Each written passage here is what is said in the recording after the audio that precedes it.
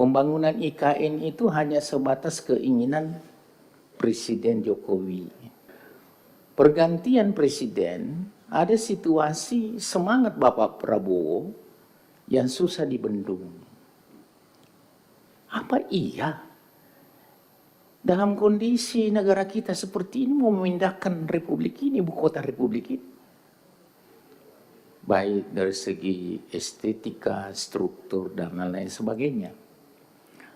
Cuma dalam pikiran saya, apa iya ibu kota negara kita bisa pindah di IKN itu? Ini forum konstitusi, Pak. Mohon maaf Pak Basuki.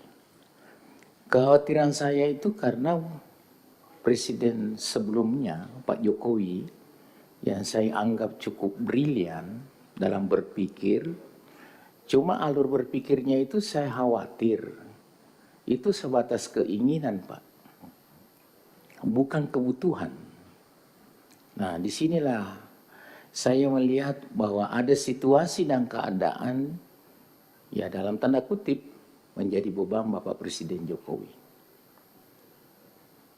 Dan juga sekaligus sangat menjadi beban bagi Pak Prabowo. Saya jujur katakan kalau mendengar diskusi-diskusi warung kopi, lebih banyak yang memandang bahwa pembangunan IKN itu hanya sebatas keinginan Presiden Jokowi, bukan kebutuhan. Nah, kondisinya pergantian presiden, ada situasi semangat Bapak Prabowo yang susah dibendung, yaitu ingin swasembada pangan, ingin menuju Indonesia emas dengan misi Astacita, visi Indonesia emas. Tapi lagi-lagi alasan klasik kondisi keuangan negara kita. Nah, olehnya itu pada kesempatan ini saya punya pandangan, izinkan Pak Ketua. Dari fraksi Golkar berpandangan bahwa harga mati mendukung program Astacita, tapi tentu dalam persimpangan pemikiran, apa iya dengan semangat pemaparan dari Pak Basuki tadi selaku Ketua Otoritas IKN, bisa berbanding lurus, minimal lah berbanding lurus dengan semangat Bapak Prabowo. Karena semangat Pak Prabowo ini betul-betul kita sudah bisa membayangkan seperti apa endingnya, Pak. Ini 280 juta jiwa yang dipikirkan oleh Pak Prabowo, bukan jumlah yang sedikit.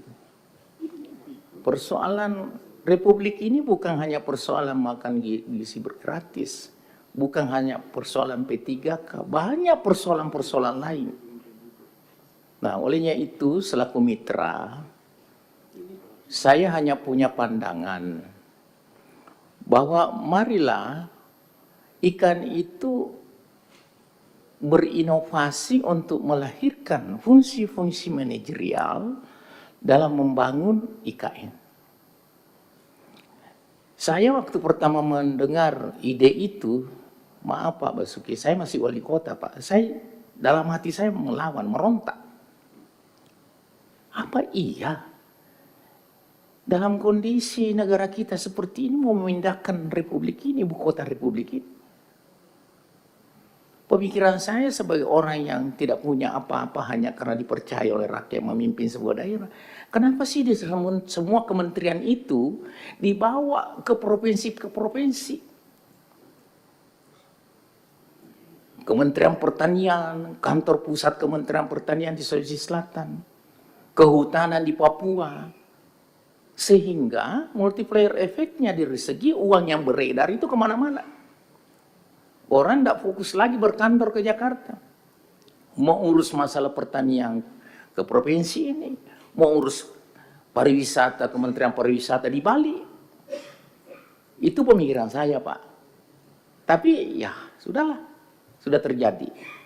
Bukan uang sedikit yang sudah terinvestasi di sana. Yang kedua, ada janji dan harapan pada waktu itu bahwa perkuatan pembangunan IKN ini adalah investor, para investor, investasi. Tapi kenyataannya bebangunan negara tuh bertumpu APBN. Ini untung-untung masih ada yang menetes sekian triliun. Jadi saya Pak dari fraksi Golkar mempunyai pandangan, tolonglah manajemen otoritas IKN cukup bijak memerankan fungsi-fungsi manajemen di sana untuk membangun IKN dengan orientasi kita satu kiblat saja, memperkuat program Prabowo. Visinya menuju Indonesia emas, misinya perkuatan asta cita. Seperti itu Pak pandangan saya. Terima kasih. Selamat.